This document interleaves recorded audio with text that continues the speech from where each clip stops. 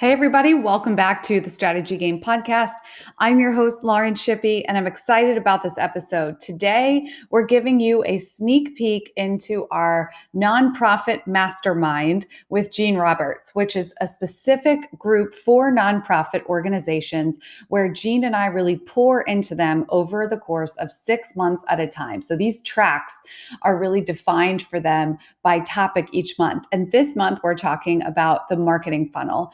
And the marketing funnel is so important for nonprofits, but often gets overlooked just because of all of the other things to do. So today we're going to really unpack what it looks like, how you can leverage the top of the funnel to really drive traffic, to increase your donor capability, as well as volunteer capacity, as well as participants in your program. So listen in as we have this incredible session. It's about 35 minutes long, and we hope that you enjoy it. And if you love this, make sure that you click the link in bio to check out our next nonprofit mastermind launching in the fall.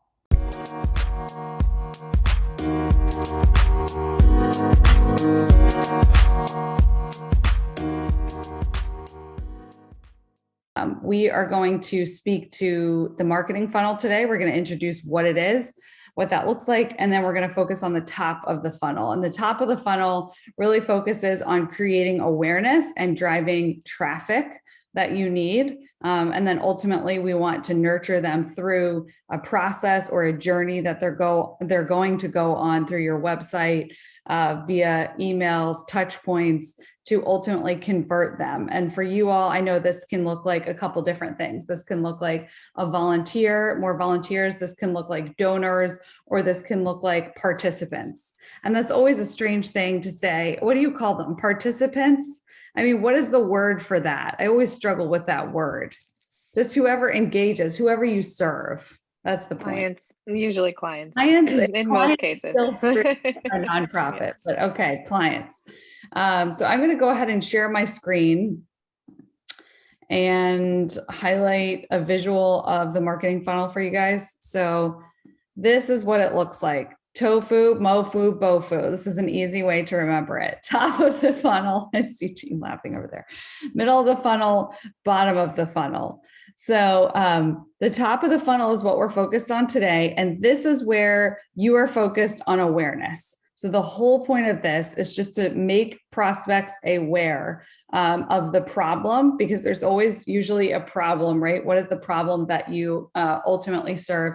And then the solution. You're making them aware that you offer a solution. And so your content should reflect defining the problem and then speaking to the solution, the thing that the need that you meet, what you solve, right? So that's the ultimate goal of your content in this phase. And these are the different avenues that you can use: blog, social media, right? And we're going to talk about some of these things when we drill in here.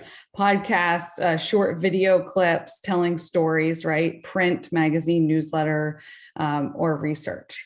And then what you want to do is move them down through the funnel to the middle of the funnel. So once they know that they're aware of you, once they see you, they've seen you on maybe different social media channels, get an email here or there, maybe they see like a Google ad or a Facebook ad, and they find it interesting and they start to click through a couple times on an email or an ad, and they start to engage, then they're moving into the middle of the funnel.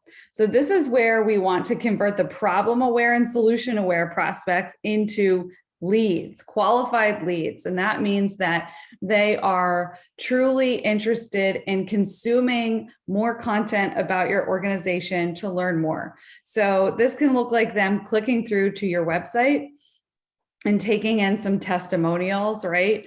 And I would challenge you to look at your website from a prospect perspective. So from the lens of a donor, a volunteer, and a potential participant or client.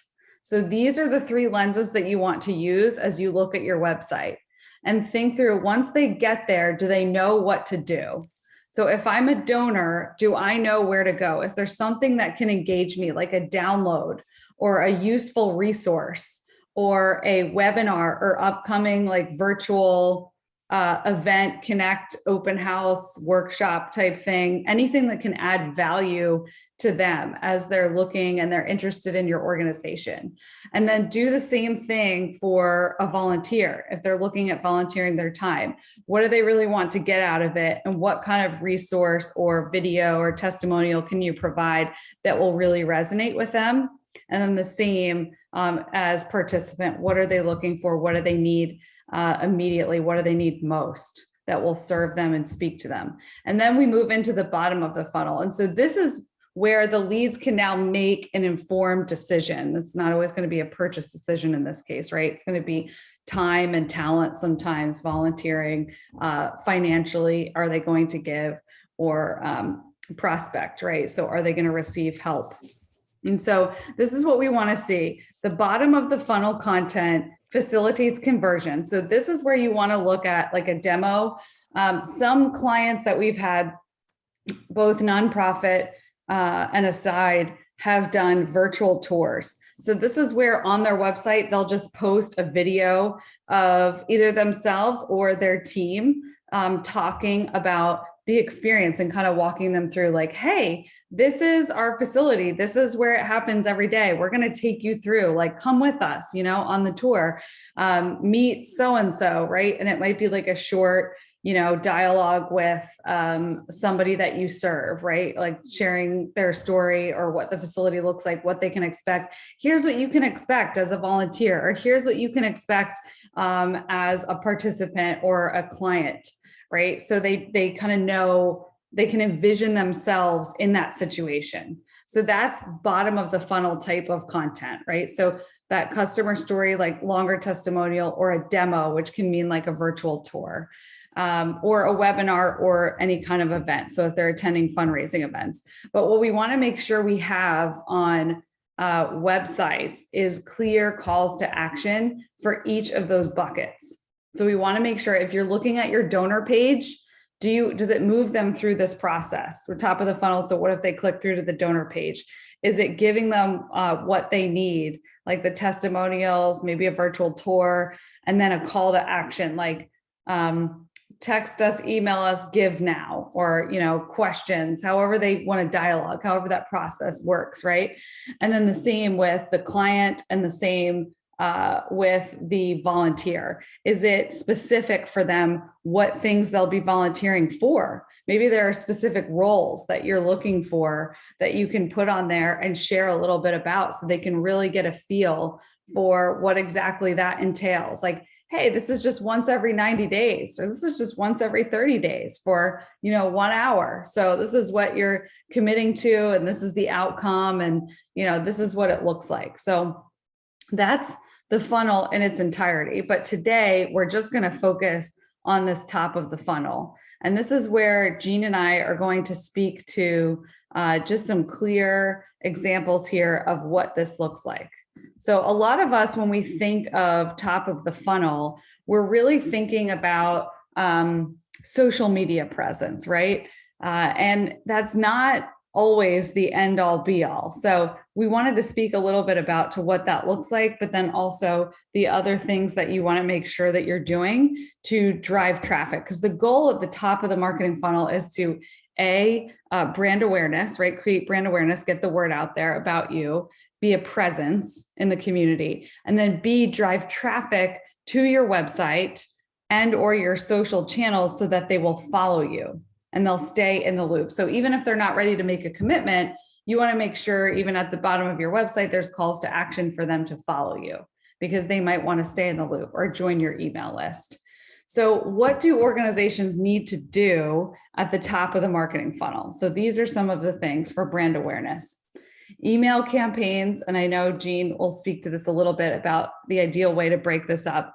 A consistent social media presence is really important for brand awareness, and then mailing campaigns and potentially text campaigns if applicable. So Jean, do you want to add a little bit about what you're seeing in these categories, and then we can cover the drive traffic part of the equation? Yeah, for sure. So, and they really, drive traffic really kind of blends into this.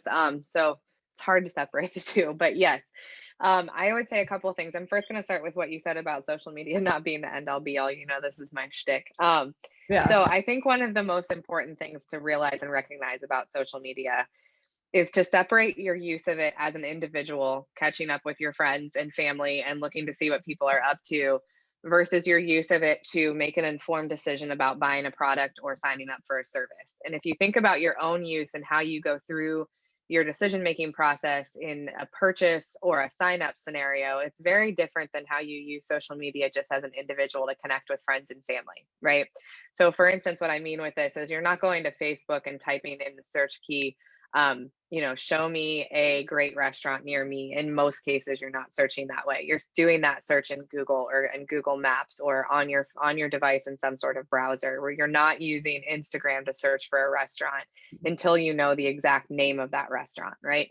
So I'm gonna do some research. I'm gonna go with the restaurant situation because I think it's a good example. It's easy for us all to understand because we've probably all done this, right? So I'm typically, if I'm traveling somewhere, I don't know where I'm at, I don't know what restaurants are around me, I'm going to use either my maps feature to have it bring up restaurants near me, or I'm going to type that in. And it might be something like brunch near me because that's what I'm interested in.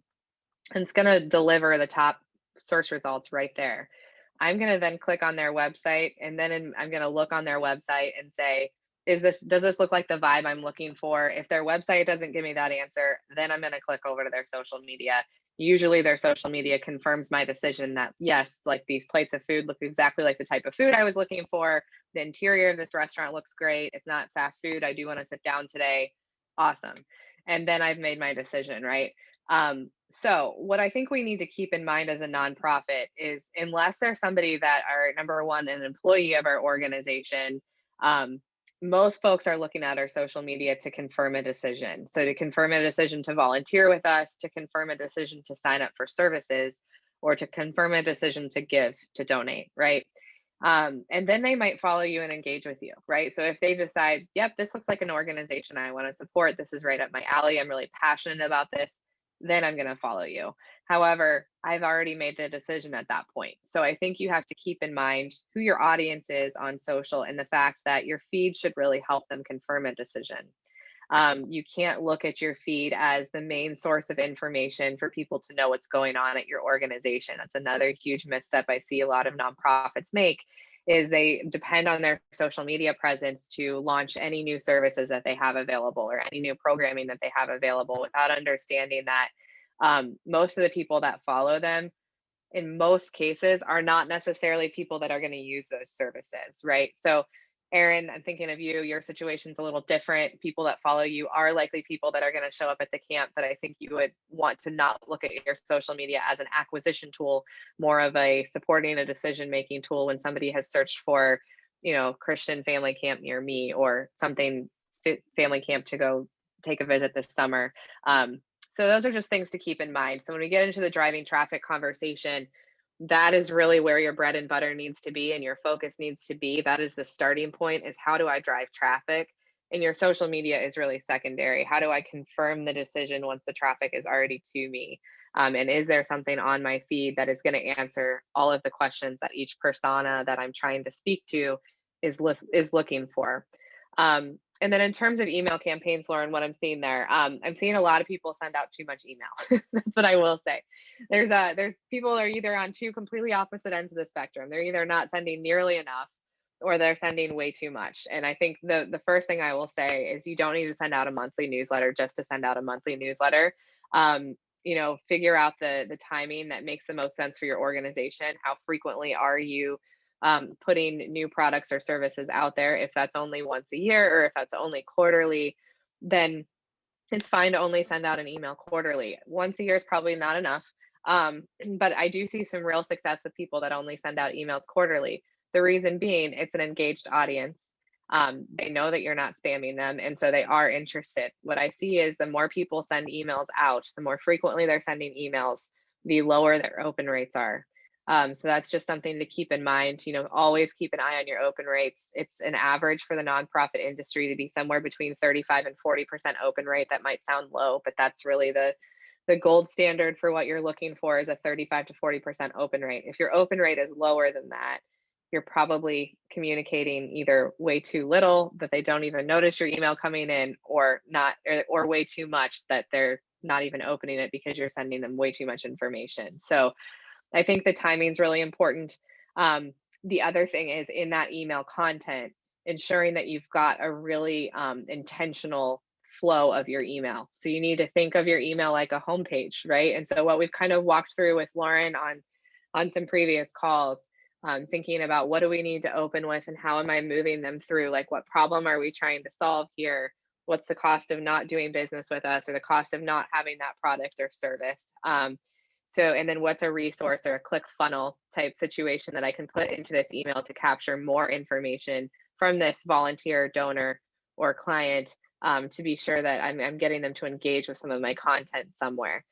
So thinking of your email as a homepage, thinking of that flow. It's not going to be quite as complicated as a homepage, because you don't want it to be a scrolling nightmare where you have to continue to go. I try to stick to 3 or 4 kind of sections down, but thinking through, have I solved a problem in this email? Have I communicated like how we are going to help our clients, donors, or volunteers solve this problem? Have I spoke to the core desire, right? Have I spoken to that core desire that they're looking for in terms of the persona? And then really thinking through segmenting. So the other huge mistake I see people doing is making an email be all things to all people. So I've got a new service announcement, and then I've got an opportunity to volunteer, and then here's a link to give. You're not going to be very effective with those types of all things to all people emails. So really segmenting your database to say, this person is a donor, this person is a client, this person is a volunteer. They might have more than one tag on their record, but kind of thinking through that, and then thinking through, what is my timeline? So you might send a monthly email, but maybe 4 months of the year you're only emailing donors. Another 4 months of the year you're only emailing volunteers, and another 4 months of the year you're only emailing clients. And so, making sure that you're thinking through that segmentation plan, and being really intentional with your email content, so that it's not just throwing a bunch of stuff out at the wall and seeing if something will stick. So that's my suggestion on email campaigns. Yeah, that's really good, Jean. I think, I know that upfront work is a little bit harder and sometimes tedious in the beginning, but it's really worth it, because ultimately you're going to gain more donors, more volunteers, right? And ultimately serve more people. So it is worth that extra legwork. When we talk about driving traffic, there are some tools that we're seeing other nonprofits be able to use to drive volunteers and donors and participants. And those things include Google ads, sometimes making sure that Google My Business is established, Facebook ads, and lead magnets and open houses. So these are some of the things that we can speak to, but I definitely think that ads are worth it during certain times. So if there are events that are coming up, obviously those ads are a great way to drive traffic to that landing page, the event landing page. And then I think with volunteers, so we do have a client that is really in need of a lot of volunteers. And I know that they've been running some specifically targeted ads toward those demographics of volunteers to recruit. And it clicks through and they link directly to a landing page that's speaking to that volunteer process and giving them, walking them through a tour, a virtual tour, to move them through that funnel. So I think there's definite cases where this is worth it. But we need to be wise with those times of year that we're spending those dollars. And I think in terms of, just to speak to how lead magnets and open houses can drive that. Hey, Lauren, sorry, 1 second before you hop away from ads. The one thing I wanted to clarify too, to make sure everyone knows, is that there are a ton of different types of ads. So when we're talking about Google ads, that's not just one type, right? And so making sure, and we can help with this if you have any questions, just to say hey, what type of ad, this is the scenario this is the end game I'm trying to reach. What type of ad should I be running? Yeah. There's Google ad grants. You can apply for up to $10,000 in ad grants. What I will tell you about those as a nonprofit, what I will tell you about that process is that they don't always deliver at the same rate that just a paid ad will run. We've actually run some A/B tests on this. So we've run two of the exact same ads, one on an ads grant and one with some paid dollars behind it. And the one with the paid dollars behind it was delivered at a much higher rate than the ad grant. So Google's not giving you exactly what they're saying they're giving you with that ad grant situation. So that's one thing to just be aware of. But there are retargeting ads, there are display ads, there are actually Google My Business ads. So it's more than just Yeah. I type in a search term and I see ads on my search results. That's what a lot of people think of. There's a lot of different tactics. So really having a conversation about what am I trying to accomplish with my ad dollars, and working with someone that knows how to use those ad dollars efficiently is really going to be your best investment, because you don't want to just throw 500 bucks at an ad to get a bunch of people to show up for your event. If Yeah. it's not optimized correctly, it's not going to perform, and it's going to be a complete waste of an investment. So I just wanted to clarify there. There's a lot of work behind that. We're happy to help you with that if you need some direction on that. But it really is so effective in terms of driving traffic to websites and driving new traffic. I think, Lauren, that's what we're seeing, right? Is like new users to a website for the first time as a result of these ads. Yeah. Yeah, which is really great. And then tracking it all the way through. So what's great about that is that we can track the analytics all the way through the funnel, the marketing funnel. And then we can pinpoint at what points of the funnel people are following or dropping off, right? And then we can do things like adding a lead magnet or adding a virtual tour, adding an open house in there to make sure that the traffic is staying and that then they're ultimately converting. So as we move into next month's topic on the middle of the funnel, we'll define some of those things and what they look like and how you can actually put them together. But I did want to just focus on some tangible takeaways and action steps so that you guys can really start to execute on some of this. And I think some of the things that you can do are really reviewing your social media platforms.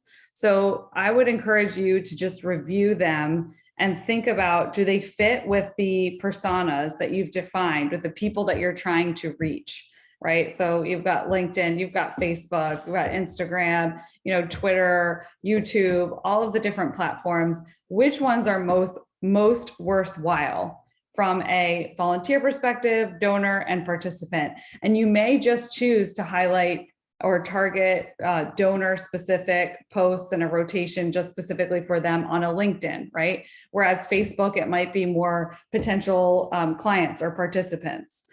So I think channel specific first, like write out your channels, write out what types of personas or who you might want to target on those channels. And then what we do is really think about the messaging and the campaign themes that we want to rotate. So when I'm writing strategy for people, I start with the personas and then I translate that to their core desires. Like, what are they really wanting out of this? Like, what's the one-liner? And then I translate that into a campaign theme. So like donors, they want brand awareness, right? Exposure in the community. They want they want people to think highly of their organization, respect their organization, have a great view of their organization, right? So the PR there that they're looking for. And they also want to do good in the community, maybe provide volunteer opportunities for their employees to get involved, right? And then capture those moments. So I know that those are all the things they're thinking through. So those now become campaign themes, right? Those 4 things I just said. And then what we're going to do is have our team, our copywriters, focus on specific content around those things for that channel, right? For that persona.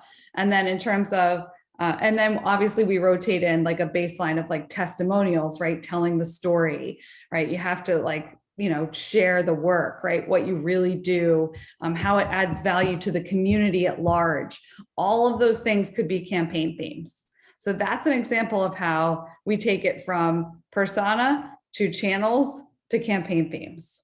Okay. And the one thing I would say when you're evaluating those channels, not to forget to do, is to look at your analytics on those channels. So I think some of the things that have surprised our clients when we pull up the demographics that are just straight out of the channel. Hey, did you know your Facebook followers? I'm thinking of one client in particular, Lauren, that was like, I am shocked to see that low of a number of age. Like there was an 18 to 24 range that was leading the way, and they were shocked. And they were, putting a lot of content on Facebook. that was really aimed more towards an older demographic without realizing that their leading demographic on that channel was actually 18 to 24.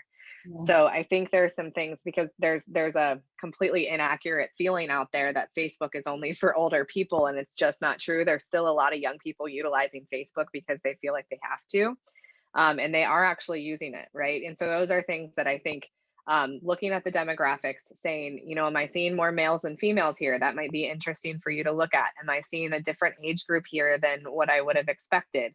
That, and then look back at your personas and match it up. Okay, based on what I see demographic wise here, what persona is leading in terms of engaging us on this channel?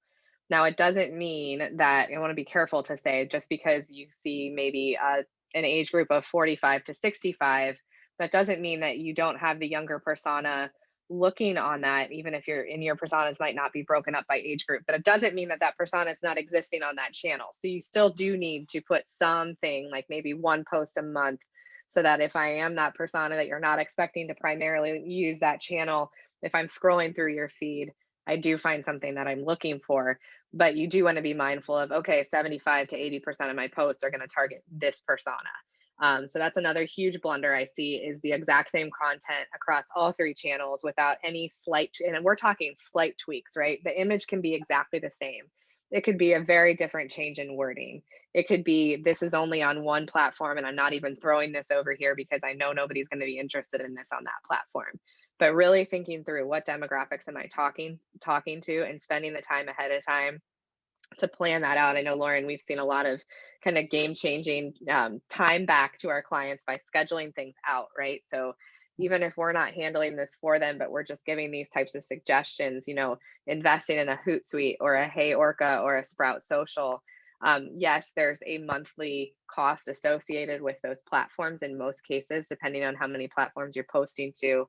However, if you think about how much time that saves you, you're probably saving your organization some money in the long run. You're not thinking about every single day, did I post something today? What do I need to get up? What do I need to stop and throw off so that I can get something engaging on social media? Or your social media channel is completely silent for months and no one's hearing from you. How much revenue does that cost you, right? So those are all things to think through from those perspectives of being very mindful, being very planful, and making sure that you've scheduled things out. That's not to say that you can't jump in at the first, you know, something cool is happening and go live and post something off the cuff. That's totally fine. But you rest assured knowing that you've planned ahead of time and your content and your channel is full and intentional. And that's what we're looking for. Definitely. Yeah, that's really good, Jean. You know, I think it seems daunting. This is another thing, but just, I think it seems daunting in the beginning, but once you get into a rhythm and you have the campaign themes defined, like by channel, and you know what content you want to pull in, and you're scheduling it out, or you have your team helping you schedule it out and go ahead and putting it in there, you get into a groove, and it really does ultimately just become such a presence and create that brand awareness that you need in the community. So I just really encourage you to take some time on the front end in planning, and then being able to translate those themes. And we're happy to, you know, help there too. If you know, you need a review, if you have some thoughts, and we can review them. And then just reviewing your email campaigns. That's the second thing. So number one is just reviewing your social media platforms and figuring out some campaign themes by persona and channels that you want to be consistent with sharing with. And the second thing is just reviewing those email campaigns like Jean was speaking to,